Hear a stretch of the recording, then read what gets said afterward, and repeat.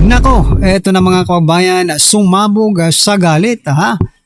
Grabe, si Claire binaboy pati si former PRRD, BP Sara at Representative Toby Binanatan. Nakakagalit ito. Aba, yan po ang ating alamin sa video ito mga karabin natin. Pero bago po natin simulan to, palike naman po ng video ito. Malaking tulong po yan.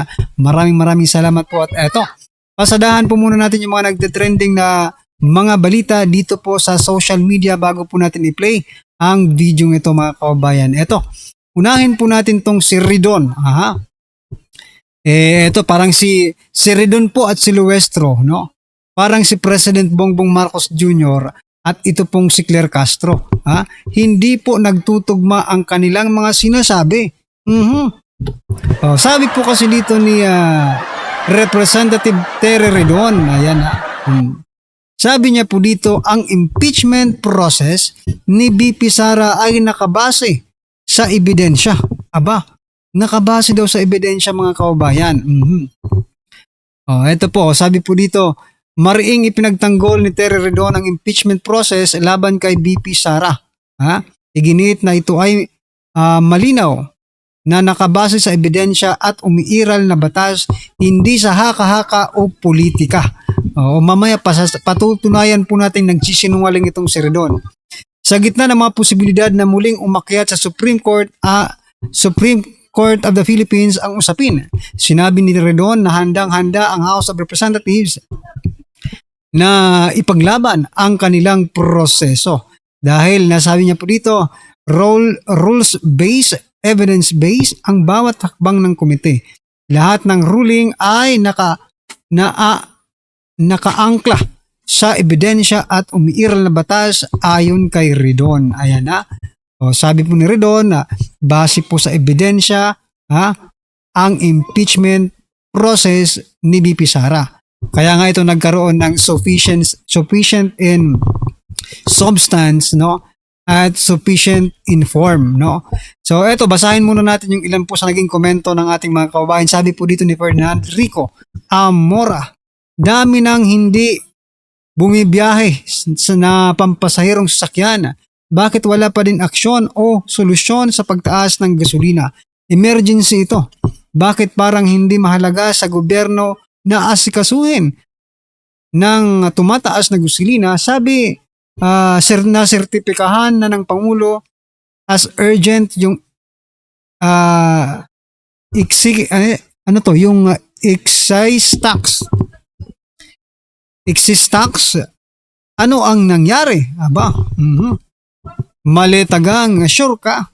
Sabi po dito, nagtatanong po kung sure ba talaga si Gadon, parang kamukha rin ni Gadon no, si Ridon, na talagang nakabasa sila sa sa ebidensya, no? Kasi ito, pasisinungalingan po natin to mga kababayan. Sabi po kasi dito ni Luestro. Ayon po kay Luestro mga kababayan, BP Sara, ikaw dapat magpresenta ng ebidensya. Ridon, diba? Nasaan ang sinasabi mong may ebidensya kayo?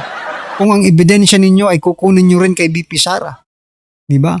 Hindi kaya nakakatanga na ito? Diba? Pwede na palang sabi po dito, no? Pwede na palang mag-file ng kaso na ang inaakusahan ang magbigay ng ebidensya. Diba? Parang may mali. Yan na kasi pinupolitika nyo lang. At natatakot kayo na maging presidente si BP Sara pagdating ng 2028. Gusto nyo lang na ma-disqualify si BP Sara sa pagiging presidente niya. Diba? Sa 2028. Kaya yung ginagawa na ninyo ang lahat. Pero ang totoo, wala talaga kayong ni isang ebidensya. Ridon, so palpal ka na naman. Diba? Para kayong si BBM at si Auntie Claire, hindi magkasundo ang mga utak. As long as masiraan ng si BP Sara, okay na. Diba? Ay, nako. Ito po ang naging komento ng ating mga kababayan patungkol dyan. No evidence, no case, sabi po ni Eda Moreno. Ayan. Sabi naman po ni Flores, the accuser should present concrete evidence to prove their accusation and not by fishing expedition. Ayan, totoo. Kasi ang burden of proof ay nasa sa inyo po. Kayong nag-aakusa. Ano kayo, hilo?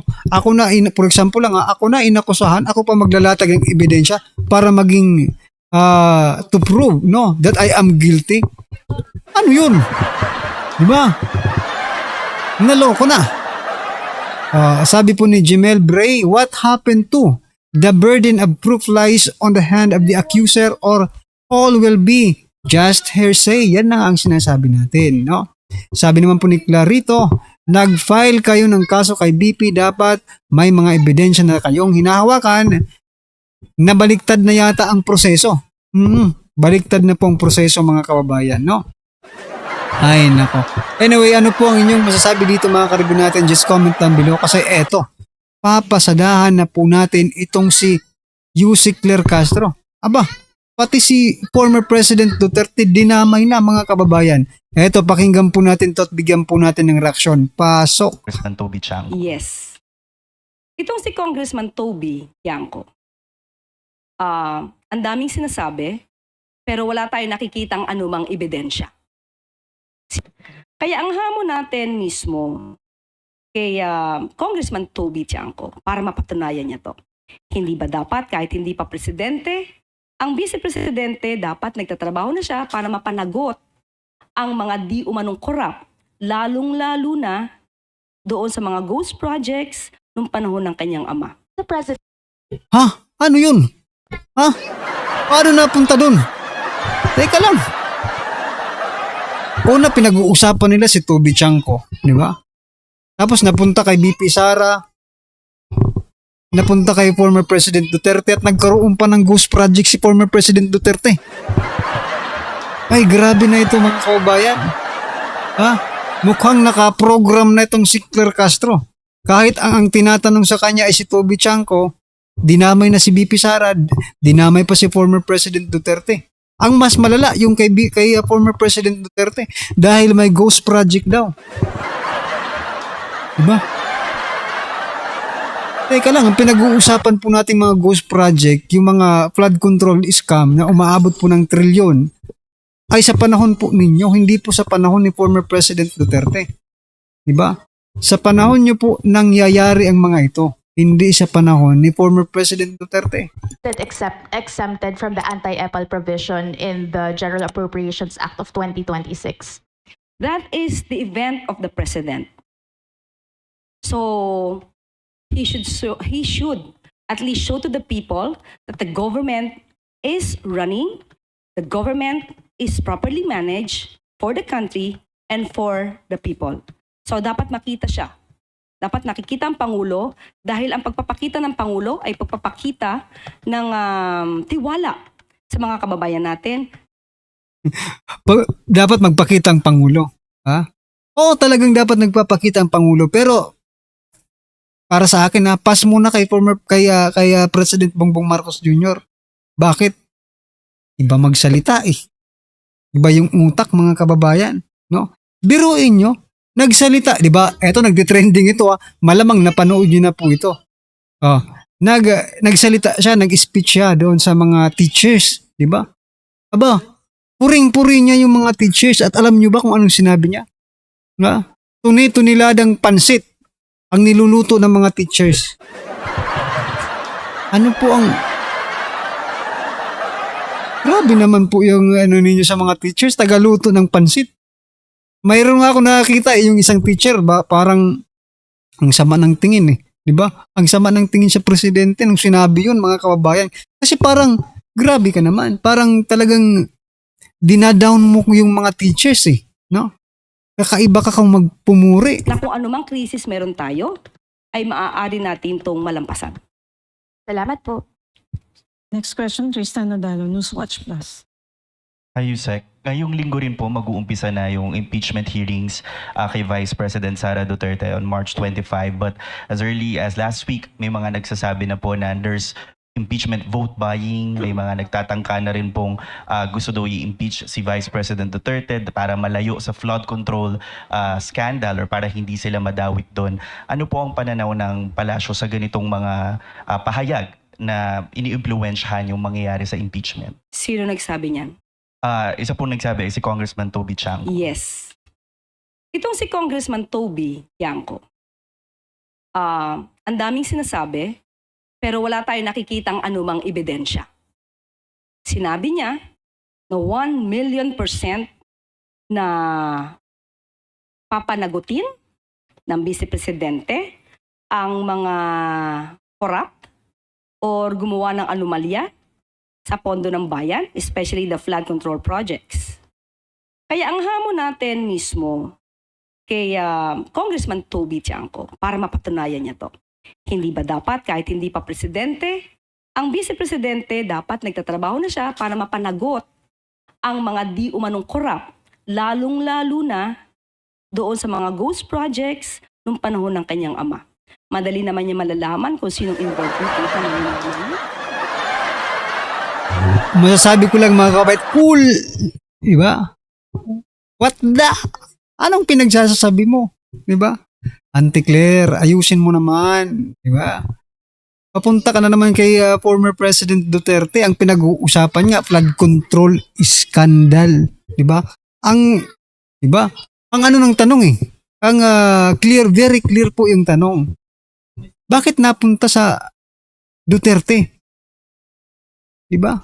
May flood control scandal ba noong panahon ni former President Duterte? Ay nako, grabe nakaprogram ito. Ang dating secretary ng DPWH na ngayon ay si Secretary or rather Senator Mark Villar. Hanggat hindi ito nagagawa, ang sabi nga natin, maaaring nanlilinlang lang si Secretary or rather Congressman Toby Chanco. So, sa ngayon pa lamang, hindi dapat niyang sirain ang anumang institusyon. Uy, mahiya ka naman kay Senator Villar. Oo. Napakarami po ng na ipatayong tulay, airport, seaport sa panahon po at saka yung mga main roads natin, di ba? Grabe ka, Claire. Mahiya ka naman kay Villar. Kung ako sa'yo, mahiya ako kay Villar eh. Di ba? Sa dami po nang nagawa ni Senator Villar bilang DPW Secretary, no? Mahiya ka naman, no? Eh kayo nga ngayon, ano ba ang nagawa ng mga DPW Secretary ninyo? Di ba? So, sa panahon nyo lang na papalit-palit ng mga sekretary dahil mga walang kwenta, puro lang nagnanakaw. Di ba? Ng gobyerno, lalo na kung saan siya kung saan siya nakakasama or where he belongs, 'di ba? Sa institution where he belongs. Hindi dapat niya sinisiraan, lalo na wala siyang ebidensya. Grabe no, nakakaawa po si Claire Castro mga kababayan. Hirap na eh. Hirap na po si Claire Castro. Sa totoo lang, no? Nahihirapan na po siya sigurong magsinungaling. No? Kasi tingnan niyo yung pagmumukha dito ni Castro. No? Supposed to be, masaya ka eh. Dahil babanatan mo sana yung mga Duterte, pero bakit parang malungkot ka? Because you know, deep inside, no? Na alam mo, na yung mga pinagsasasabi mo ay malayo sa katotohanan. Kawawa ang mga Pilipino, sa mga taong puro fake news ang inihahatid sa atin. Katulad ng sinabi ng ating Pangulo sa kanyang mensahe, iwasan po nating magbigay ng fake news at kasama na po kayo doon. Hindi, kasama ka doon. Kasama kami, tayong lahat kasama doon, wag kang magmalinis eh. Mas lalo ka nang kasama eh, mas lalo kang involved sa fake news. Diba? Kanina nga lang sinabi mong walang oil crisis pero nang-aayuda na kayo pambili ng oil, di ba? Paano nagkaroon ng walang crisis, no? Pero nang-aayuda na kayo. Eh di ba kasinungalingan yun? Hindi ba yung fake news? Aba Claire, wag mong i-exempt yung sarili mo. You are the number one, no? Kung meron man po dito, sabihin na natin, ikaw ang number one. Di ba? Kung sino-sino pang number 2 at number 3, pero ikaw ang number 1. Congressman Toby Chanco. Follow-up question mula kay Ivy Reyes, Bilyonaryo. Yusek, in response, Kong Toby Chanko said he does not know why you're so fixated with VP Sara, and also it's the reason why he filed a resolution to expedite the impeachment of VP Sara to answer the allegations that he's allied with the Vice President. Am I fixated? So tanong natin sa kanya yan. Sino ba ang tinititigan niya? Tinatanong sa kanya at balik niya rin yung tanong. No? Ganon talaga. Pag wala ka nang maisagot, tanong dapat ang isagot mo rin, di ba? O di ba, napapansin nyo, pag wala kang maisagot, dapat tanong din ang isagot mo. So, balik natin ang tanong kay Congressman Toby Tiangco. Sino po ba ang tinititigan nyo?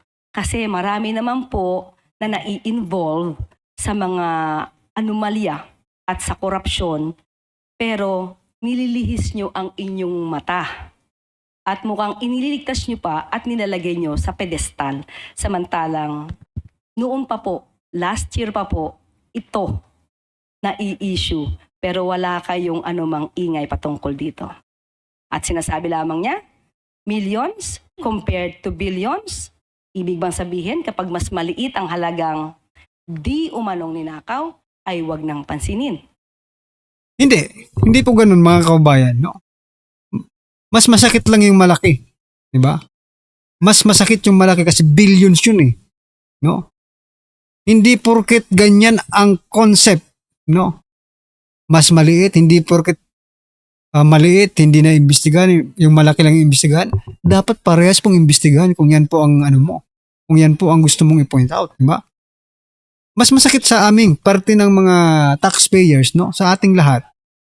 Yung billions, siyempre, di ba? Eh kung millions lang pag-uusapan, mas masakit talaga yung ano.